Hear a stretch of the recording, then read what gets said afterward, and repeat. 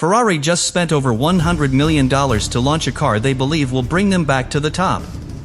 But what they built is so aggressive, so risky, and so radically different from what others are doing. It's now being called either a masterstroke or the most expensive miscalculation in the team's history. Because if Ferrari's reading of the 2026 regulations is wrong, they won't just lose races. They'll be locked out of the championship before the season even starts. And here's the part no one is saying out loud. Ferrari knew this was a risk and they did it anyway.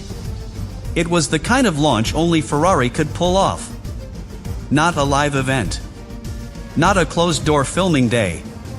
But a shakedown at Fiorano, in front of fans, media, and decades of expectation. Leclerc and Hamilton took turns in the SF-26. On a damp track, under cold skies, with demo tires and barely any speed. But that wasn't the point. This wasn't about data. It was about showing the world that Ferrari had committed to a new direction. A car that doesn't evolve from the SF-25, but completely abandons it. From the pushrod suspension, a layout Ferrari hasn't used since 2010, to the active aerodynamics, reshaped weight balance, and visibly tighter packaging. Everything about this car is built for the 2026 philosophy, not the past. And that's what shocked people. Because this isn't just a launch car. It's a statement of intent. They've committed to a chassis, a power unit, and a concept that no one else has dared to show this early. But when you go first, you also show your hand. And now the paddock knows exactly what Ferrari is betting on. It started like a ritual. No fireworks. No countdown. No grand unveiling. Just a cold, gray morning over Fiorano and a red car rolling silently out of the garage. The SF-26 didn't arrive with noise. It arrived with weight. Because Ferrari knew exactly what they were doing. There were no time sheets. No technical briefings.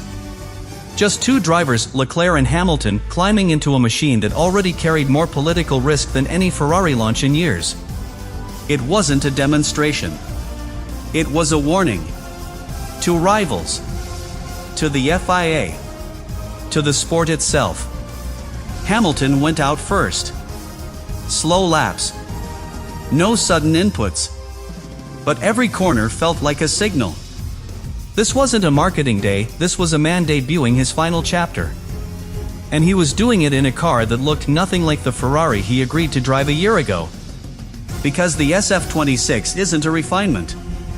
It's a reset. Then came Leclerc. Calm. Composed. Almost clinical. He knows what a disappointing Ferrari launch feels like. But this time, it wasn't about whether the car looked fast. It was about whether it looked committed.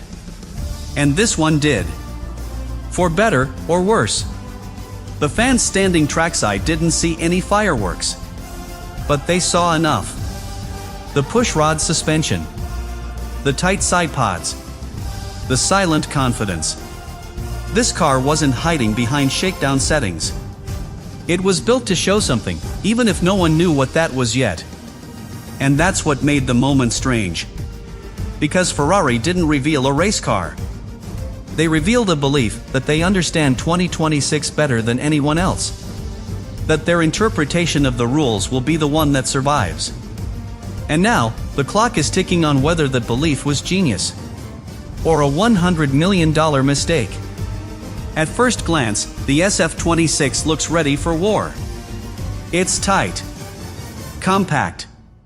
Every panel pulled in closer than before. The cooling inlets are cleaner. The side pods are flatter. And the overall stance feels sharper. It's not sculpted like a Red Bull. It's not wide and open like a Mercedes. It's something else entirely. Ferrari has built a machine that looks less like a finished solution, and more like a weapon still waiting to be fired. And that's the thing. This aggression isn't just about how it looks. It's about what it represents. The pushrod suspension isn't just a design choice. It's a declaration. Because to change your entire front and rear suspension layout this close to a regulation reset isn't normal. It's not iterative. It's all in. Ferrari isn't testing ideas here. They're committing to them. Every visible line of the SF-26 is connected to a philosophy that doesn't match the SF-24 or SF-25. They didn't evolve this car. They abandoned what came before and built something that only makes sense in the world of 2026. Even the aero philosophy feels calculated. The team has clearly prioritized surface simplicity, as if the visible bodywork is just a shell for something deeper happening underneath. Maybe it's a baseline for active aero integration. Maybe it's a distraction. Because this is what makes the car so unnerving. It looks ready, but unfinished. As if Ferrari already knows that the version we're seeing now isn't the one they'll race. And that creates a new question. Is this visual aggression real performance? Or a mask for a deeper gamble? There's a strange contradiction at the heart of the SF-26. It looks bold. It looks aggressive. But deep inside, the power unit tells a different story. This engine, the 0676, isn't pushing boundaries. It's reinforcing them. While rivals are exploring thermal loopholes, compression exploits, and hybrid timing extremes, Ferrari backed off. They built something stable. Something predictable. Something safe. It starts with the compression ratio.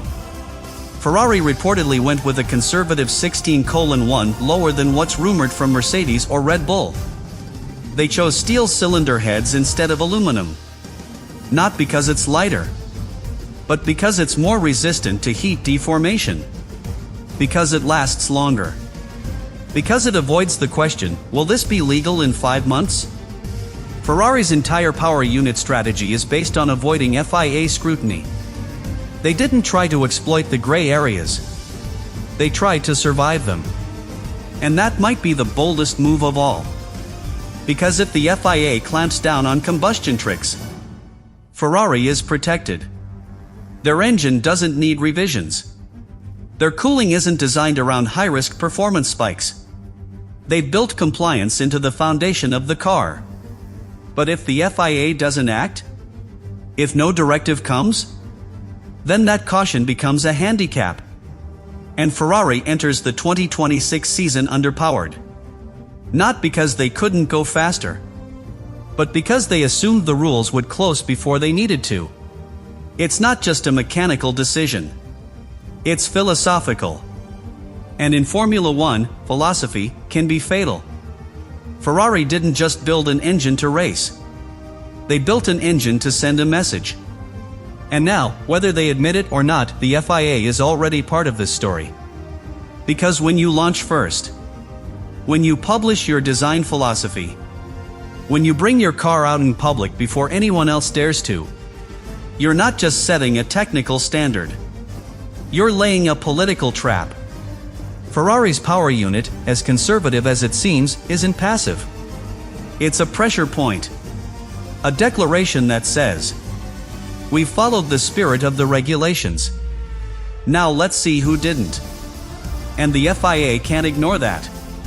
If they issue a technical directive before Bahrain, tightening the rules on combustion behavior, hybrid interaction, or cooling architecture, Ferrari instantly gains ground. Not because they got faster, but because everyone else gets pulled back into line. But if the FIA says nothing? If they let Red Bull and Mercedes keep running high-risk combustion profiles with questionable thermal loads, then Ferrari's strategy collapses. They're stuck with an engine that was never meant to compete in that version of the game. This is why the SF-26 feels so aggressive. Not just in design, but in intent. Because the boldest part of this car isn't what it does.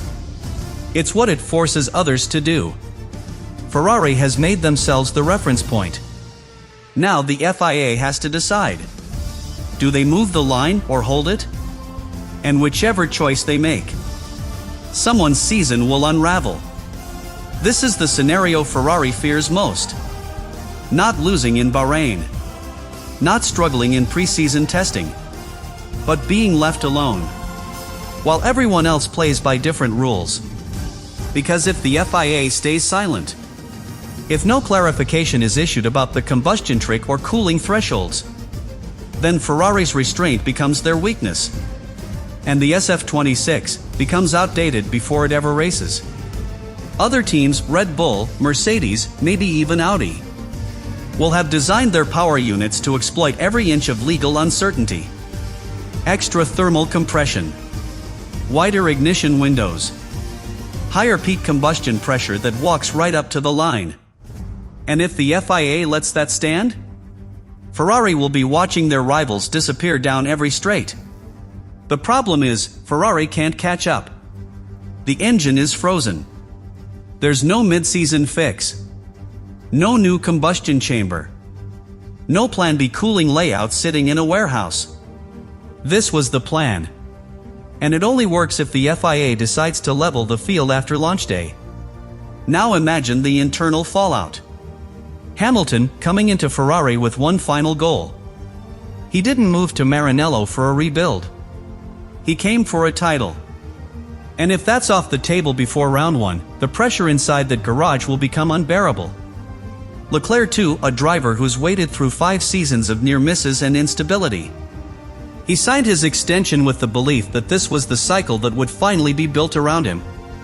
But if the project was built on a misread of FIA intentions, trust, once again, becomes Ferrari's most fragile asset. And the leadership won't be spared. Vasseur, Gualtieri, Serra. They didn't just design a car. They made a bet. And if the FIA doesn't validate it, that $100 million won't look like investment. It'll look like negligence. What if Ferrari knows something we don't?